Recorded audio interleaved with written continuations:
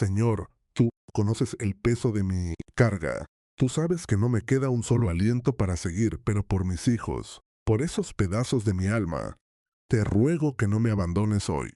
Con las manos agrietadas por el cloro y el cuerpo exhausto tras una jornada de 14 horas limpiando pisos, Carmen se arrodillaba en el suelo de tierra de su humilde vivienda, en los límites de Nezahualcóyotl. La noche era fría, y el silencio solo se rompía por la tos seca de su pequeño hijo Mateo, de apenas 6 años, quien sufría de una grave condición cardíaca que requería una costosa cirugía de emergencia. Carmen, una madre soltera que lo había dado todo tras el abandono de su esposo, contemplaba con lágrimas en los ojos las pocas pertenencias que le quedaban. Una mesa de madera desvencijada, un par de sillas, y en el patio, un viejo automóvil modelo 85, heredado de su padre, que apenas lograba arrancar. Si es necesario que venda mi propia sangre, lo haré. Padre Santo, pero te suplico que abras un camino donde solo veo oscuridad. Envía un ángel a nuestra vida, porque mis fuerzas ya se han terminado, susurraba con el corazón destrozado, mientras apretaba contra su pecho un pequeño rosario de madera gastado, el único testigo de sus noches de desvelo y dolor absoluto. Al despuntar el alba, con el cielo pintado de un gris plomizo, Carmen subió a su viejo automóvil, decidida a cruzar la ciudad para llegar a la zona residencial más lujosa, donde vivía don Alberto, el dueño de la cadena de hoteles más grande del país, y para quien ella trabajaba de manera externa. En su morral, llevaba una carpeta con todas las facturas médicas, los estudios clínicos de Mateo, y una carta escrita con el alma, solicitando un adelanto de su sueldo o un préstamo que pudiera salvar la vida de su hijo. El motor del coche tosía y vibraba, amenazando con apagarse en cada semáforo, reflejando la misma fragilidad que el cuerpo de su pequeño. Al llegar a la enorme mansión de don Alberto, custodiada por altos muros de piedra y rejas de hierro forjado, Carmen sintió que el aire le faltaba. Sabía que se enfrentaba a un hombre frío, cuya única religión era el dinero, pero el amor de una madre no conoce el miedo. Estacionó su viejo coche a unos metros de la entrada, cuidando de no estorbar, y se acercó a la caseta de vigilancia con las manos temblorosas y la mirada baja, implorando una oportunidad para ser escuchada. Don Alberto salió de su residencia minutos después, subiendo a su imponente camioneta de lujo del año, rodeado de secretarios y guardaespaldas que caminaban a su ritmo apresurado. Carmen, rompiendo el cerco de seguridad por un instante de desesperación, se arrodilló prácticamente ante él, extendiendo la carpeta con los papeles médicos. Don Alberto, por favor, se lo suplico por lo más sagrado. Mi hijo Mateo se está muriendo. Necesita una cirugía esta misma semana. Solo le pido un adelanto. Trabajaré el doble. Haré turnos nocturnos sin cobrar. Pero no deje morir a mi niño, exclamó con una voz rota que habría conmovido a cualquiera. Albert, sin detener su paso, la miró de arriba abajo con un asco evidente, teniéndose solo para arrebatarle los papeles y arrojarlos con desprecio al charco de agua sucia que se formaba en la acera. Quítate de mi camino, mujer ignorante. ¿Quién te crees que eres para interrumpir mi mañana con tus desgracias? Mi empresa no es una casa de caridad. Si tu hijo está enfermo, es tu problema por no haber trabajado lo suficiente. Lárgate con tu miseria a otra parte, y no vuelvas. Estás despedida, sentenció con una frialdad corporativa que calaba más que el hielo. Los empleados miraron hacia otro lado, intimidados por el poder absoluto del magnate. Carmen, con el alma hecha pedazos, vio cómo la camioneta aceleraba, salpicando el lodo sobre sus ropas remendadas. Se quedó sola en la banqueta, recogiendo los papeles empapados que contenían la vida de su hijo, sintiendo una humillación tan profunda que le quemaba el pecho. No gritó insultos, no buscó venganza, solo miró al cielo con los ojos llenos de lágrimas y murmuró: Señor, perdona su dureza, y por favor, ten piedad de nosotros. Derrotada, con el espíritu quebrado, Carmen subió de nuevo a su viejo automóvil, que apenas pudo encender tras varios intentos fallidos. Conducía sin rumbo fijo, con las lágrimas nublándole la vista, sintiendo que el mundo se cerraba por completo. De camino a casa, en una carretera semidesierta de la periferia, vio una escena que congeló su sangre. Una lujosa camioneta negra, idéntica a la de don Alberto, se había salido del camino, impactándose de frente contra un pilar de concreto. El motor comenzaba a incendiarse, y dentro del vehículo, atrapado entre los fierros retorcidos, un hombre gritaba con desesperación, pidiendo ayuda. Era don Alberto.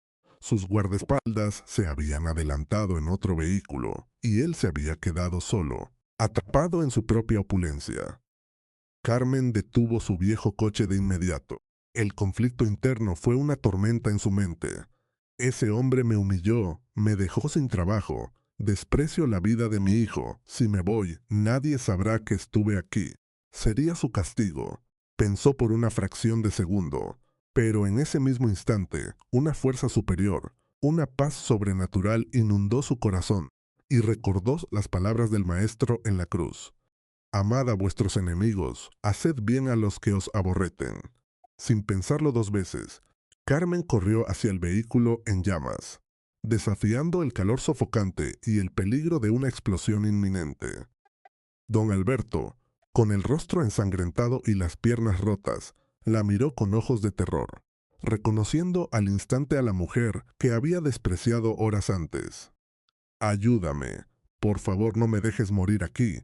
Te daré todo lo que quieras», gritaba el millonario, llorando como un niño indefenso. Carmen, usando toda la fuerza que el amor de Dios le otorgaba, jaló la puerta doblada con un esfuerzo sobrehumano, logrando destrabar el cinturón de seguridad y arrastrando el pesado cuerpo de Alberto fuera del alcance del fuego, justo momentos antes de que una gran explosión consumiera por completo la lujosa camioneta. Lo recostó sobre la hierba seca, usando su propio rebozo para presionar la herida de su cabeza, deteniendo la hemorragia, con una serenidad que solo la fe verdadera puede dar. Carmen lo miró con dulzura. «Tranquilo, señor, ya está a salvo. Dios no ha querido que este fuera su final», le dijo mientras le ofrecía un poco de agua de su cantimplora vieja. Alberto, temblando de dolor y de vergüenza, no podía sostenerle la mirada. El hombre que se creía dueño del mundo acababa de ser salvado por la persona a la que le había negado el pan. Debido a la lejanía del lugar, no había señal de teléfono. Carmen, sin dudarlo, subió al millonario al asiento trasero de su viejo coche 85, el mismo que Alberto habría llamado basura, y condujo a toda velocidad hacia el hospital más cercano, orando en voz alta durante todo el trayecto, pidiendo por la salud de su hijo y por la recuperación del hombre que la había dañado. El viejo motor resistió como nunca antes, como si ángeles invisibles estuvieran empujando el vehículo para cumplir una misión divina. Al llegar a la sala de emergencias, los médicos se llevaron a don Alberto de inmediato. Carmen, sabiendo que había cumplido con su deber como cristiana, se dispuso a retirarse en silencio, sin pedir nada a cambio, lista para regresar al lado de su pequeño Mateo. Sin embargo, la historia apenas comenzaba a dar el giro más grande de todos. Al cabo de unas horas, mientras Carmen abrazaba a su hijo en su humilde choza, una comitiva de vehículos médicos de la más alta tecnología se estacionó frente a su puerta. De uno de ellos descendió el director del Hospital General del Estado, acompañado por abogados y notarios públicos.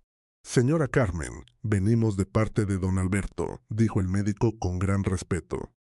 «Él está en el quirófano, pero antes de entrar, firmó este documento.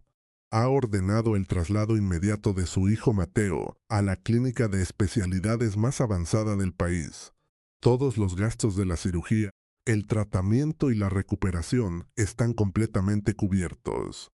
Además, ha transferido la propiedad de una de sus casas residenciales a su nombre y la ha nombrado directora de la fundación benéfica de su corporativo, con un sueldo que asegurará el futuro de su familia por generaciones. Carmen cayó de rodillas, estallando en un llanto de profunda gratitud, no por los bienes materiales, sino porque Dios había escuchado su oración de la madrugada, demostrando que para él no hay imposibles. Por su parte, don Alberto sobrevivió a la operación, pero el accidente cambió su alma para siempre. La soberbia se quemó en aquel automóvil y en su lugar nació un hombre nuevo, que comprendió que la verdadera riqueza no se cuenta en billetes, sino en las almas que logramos tocar con el amor y la compasión. El viejo automóvil 85 de Carmen fue comprado por la fundación y colocado en la entrada principal de las oficinas centrales de la empresa, restaurado por completo, no como un trofeo de lujo, sino como un monumento a la humildad, un recordatorio eterno de que lo que el mundo desprecia y desecha es a menudo el instrumento que Dios utiliza para obrar sus más grandes milagros, transformando el Valle de Lágrimas en un jardín de bendición y redención eterna para todos aquellos que deciden mantener su fe intacta aún en medio de la peor de las tormentas.